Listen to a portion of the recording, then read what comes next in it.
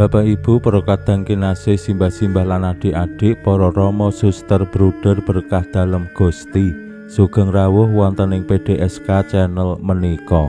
Kados pundi kabar panjenengan? Mugi-mugi bagas kasarasan kesehatan kawilujengan tansah mengku kula panjenengan sami anggenipun nglampahi gesang ing dinten menika.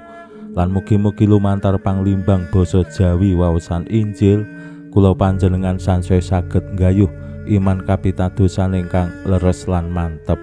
Langkung-langkung anggenipun kula panjenengan sansaya tutburi Gusti Yesus napak tilas padha dalem anggenipun bangun gesang iman lan mujudaken iman kapitadosan. Gusti Yesus anggenipun rawuh ing alam donya menika akarya kawilujengan kanthi srana sangsara sida ing pamentangan. Menika dalan utawi margi ingkang kedah dipun tampilan leksanani Gusti Yesus. Mila gesang ingkang andhap asor lan wantun ngabdi kangge sesami menika tulodo dalem Gusti. Para murid dalem mirungganipun murid 12 ugi dikersakake Gusti Yesus nggadahi semangat ngasorake diri kangge ngabdi sesami. Ananging naminipun ngasoraken diri menika boten gampil. Sapa to wong utawi kula panjenengan sing gelem diasorake? Awake dhewe mesti ora gelem. Apa ngasorake diri ateges awake dhewe sengaja dadi wong-wong sing asor? Awake dhewe ya mbok menawa purun ning anggenipun mujudake ora gampang. Awit nggih jaman kula panjenengan menika jaman sing egois, jaman sing bebas, jaman sing ngegung-ngegungake nilai-nilai kadonya, ya pangkat, jabatan, kuwasa, duit lan sapanunggalane. Kepara lumantar media sosial kathah banget mentalitas pamer, mbuh sengaja apa ora, mbuh sadar menapa mboten. Foto selfie menika lak langsung menapa mboten dadi srana pamer utawi orientasi kangge diri pribadi. Foto pas mangan, foto pas dolan nang endi, foto utawi video pas lagi nindakake apa, didadekke status supaya apa wong liya ngerti, wong liya weruh, terus komentar.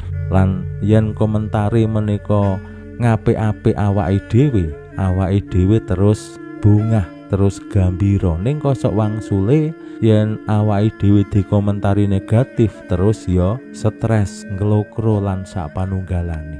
Nah menika tandha yen jenenge ngasorake diri ora gampang. Ning para murid mirungganipun Rasul 12 dikersakake Gusti anggenipun ngabdi ngladosi menika nggih kanthi semangat andhap asor. Pramila monggo kita pirengaken sabda dalem Gusti ing dinten menika lan kita wiwiti kanthi sembayang sawetawis. Konjo ing asma dalem Yang Rama saha Yang Putra tuwin Yang Roh Suci. Amin. Suawi sami munjuk. Gusti Yesus sabda dalem Yang Rama ingkang sampun manjalma, mugi karsa ngandika dhateng kawula wonten ing asepen ing telenging manah kawula. KBKO kegiatan lan panglipur ingkang manjing ing sabda dalem kapenuwana kawula mawi ro ing kawicaksanan dalem. Mugi-mugi srana anggen kawula maos lan mirengaken sabda dalem kawula sansaya nunggil ing sampeyan dalem. Amin. Waosan Injil kapetik saking Injil Matius bab 12 ayat 17 ngantos dumugi 18. Nalika Gusti Yesus tindak ngener Yerusalem, murid 12 ditimbali piyambakan lan ngandikani mangkene, saiki aku arep padha munggah menyang Yerusalem. Ana ing kono Putraning Manungsa bakal diulungake marang para imam kepala lan ahli kitab. Panjenengane bakal dipatrapi hukum kisas lan dipasrahake marang wong kafir, nuli dianggo pepoyokan, disapu lan dipentang, nanging 3 dinane bakal wungu. Badha iku ibu Zebedius karo anake loro sujud ing ngarsane Gusti Yesus lan ngaturake panyuwunan. Gusti nuli ndangu, "Apa sing kok suwun?" Atur wangsulane, "Keparenga anak kula kekalih menika benjing wonten ing kraton dalem, linggih ing sakiwa tengen dalem." Gusti paring wangsulan, "Kowe ora mangerti apa sing kok suwun? Apa saguh ngombe tuwung sing bakal dak unjuk?" Ature, "Sagah." Gusti nuli ngandika, "Tuwungku bakal kok ombe, nanging bab linggih ing sakiwa utawa sak tengenku, aku ora wenang, awit sing diparengake mung sing ditemtokake ramaku." Ngrungu sing kaya mangkono iku, murid 10 liyane padha nepsu marang sedulur loro mau.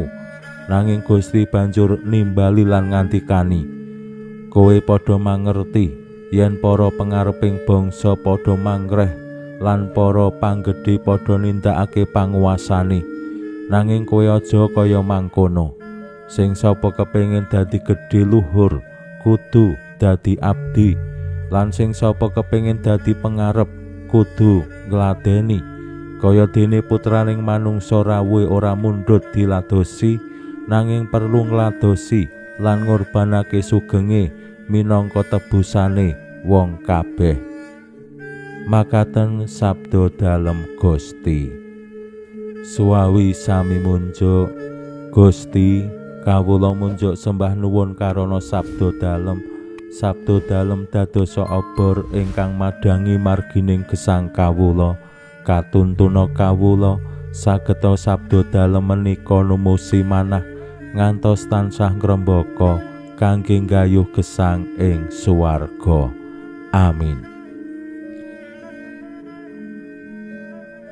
Bapak Ibu para kadang kinasih simbah-simbah lan adik-adik, yen kula panjenengan glimbang-glimbang kados pundi manahipun Gusti Yesus rikala panjenengane ngener Yerusalem, nyawang kita Yerusalem, bilih panjenengane bakal kaukum kisas, dianggo pepoyokan, disapu lan dipentang. Tentu yen kula panjenengan sing dadi Gusti Yesus ngerti masa depane suram, bakal diukum kisas, bakal dipoyoki, disapu lan dipentang.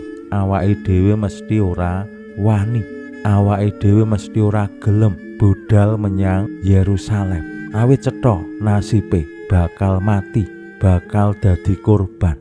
Mila keng menapa kados kala wingi ingkang kula aturaken, awake dhewe kadangkala wis wegah pelayanan, wegah mujudake utawi ngetingalake semangat pengabdian, merga nasibe ya kurang luwih wis awake dhewe ngerteni. Wonten ing lingkungan umpamane yen dadi pengurus menika dadi korban utawa sing dikorbanake, mergane liyane wis ora ana sing gelem pelayanan. Termasuk awake dhewe jane ya nek ditakoni jujur gelem pelayanan apa ora, jane ya wis wegah. Merga ya kuwi mau naminipun pelayanan, padahal li pelayanan ya wis tenanan. Kurbane ya ora sithik, tenaga, wektu, bondo, keterampilan, keahlian. Ning isih ana wae wong-wong sing ora trima, wong-wong sing maido, wong-wong sing bisane mung alok, ora gelem melu nandangi. Menika sing kadangkala adamel anggone pelayanan keraos awrat. Dereng malih yen dilokake wis pelayanan tenanan, kesel-kesel isih dilokke, dicacat lan sak panunggalane. Awake dhewe ora wani ngadepi sing kados mekaten. Gusti Yesus dados tulodo lan para murid mirungganipun murid 12 kaajak kados pundi anggenipun pengabdian pelayanan menika nulodo Gusti. Mila rikala biyungipun Yohanes lan Yakobus nyuwun supados putranipun menika linggih ing sakiwa tengen dalem, Gusti boten wenang lan menika temtu dados perkawis. Awit Gusti nembe kemawon paring pitedah supados abdi ing abdenan kok malah njaluk pangkat kedudukan. Kados-kados menapa sing dados sabda dalem ora dirungokke para murid, saengga murid sedasa sanesipun terus nepsu muring-muring. Nah menika salah setunggal situasi utawi kawontenan sing mbok menawi kalampah wonten ing komunitase awake dhewe, wonten ing paguyubaning umat, mbuh kuwi lingkungan, wilayah menapa paroki.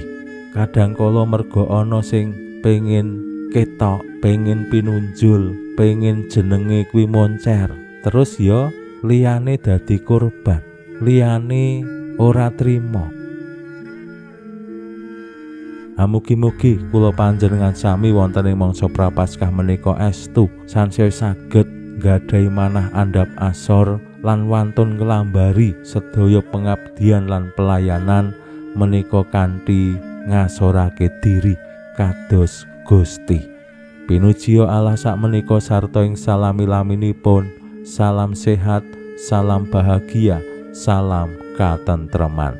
Lan mugi-mugi lumantar panglimbang dinten menika kula panjenengan tansah jinangkung ing berkah dalem Gusti ingkang Maha Kuwasa, Yang Rama saha Yang Putra tuwin Yang Roh Suci. Amin.